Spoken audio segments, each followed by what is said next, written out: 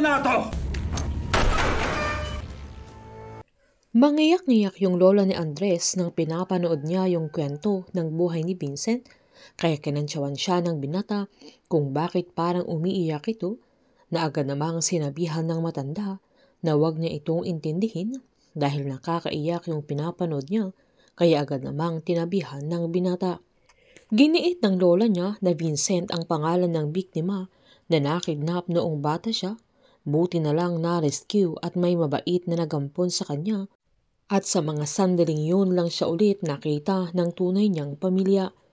Pinagmasdan ni Andres yung video niya, sabay na alala niya nung araw na magkakasama silang mag-ama kung saan magdi-deliver sila ng gulay,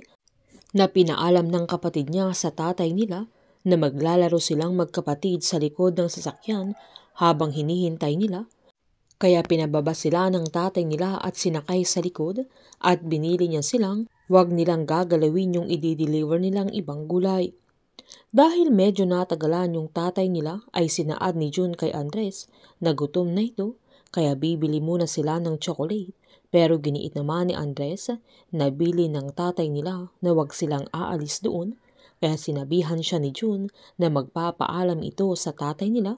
na agad namang binili ni Andres ang kapatid niya na doon lang siya sa sasakyan. Habang na makatawid ito sa daan ay nagkakawayan pa silang magkapatid, pero nagulat naman si Andres nang may biglang dumaan na sasakyan at pasigaw niyang tinawag ang tatay nila dahil hindi na niya mahagilap pa ang kapatid niya. Sa araw na yun ay hindi na nila nakita ang kanyang kapatid, maging hanggang sa mga sandaling yan na pilit niyang ginagawa ang lahat ng kanyang makakaya upang mahanap pa nila si June. Habang umuwi naman si Max sa bahay nila kung saan nagpanggap lang itong okay lang siya. Masayang masaya yung nanay at mama niya na sila ang umampun sa kanya at nagpalaki, kung saan sinermonan ng mama niya na wala man lang siyang text o tawag, kaya nag-aalala sila ng nanay niya,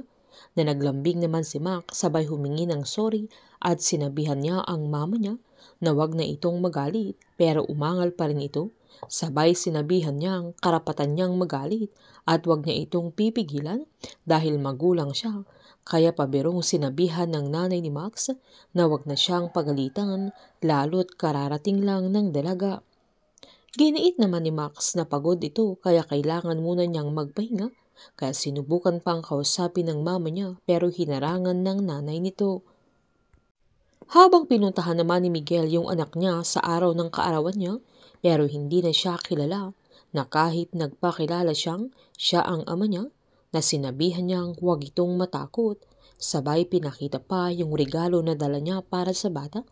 kung saan hiniling pa niya kay Maki na yakapin siya nito, na agad niyang niyakap yung anak niya, sabay sinabihan niyang miss na niya ito nang saktong makita ito ng ex-wife niya at ang bago niyang asawa, kaya hinila nila si Maki, sabay galit niyang tinanong kung anong ginagawa ni Miguel doon.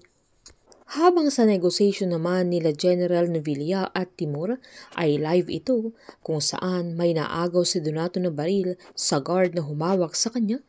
na sinabihan pa ni Timur na bitawan at ibaba niya yung baril na hawak niya, maging sila General Novilla at Greg ay sinabihan ang binata na ibaba niya yung baril niya.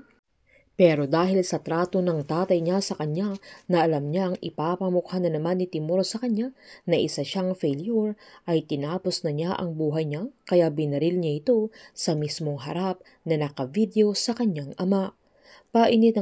ang mga tagpo, sabay-sabay po nating subaybayan ang advance episode ng Incognito dito lamang po sa aking channel. Patuloy lamang po manood at mag-subscribe para ma-update po kayo sa mga susunod na episode. Marami pong salamat.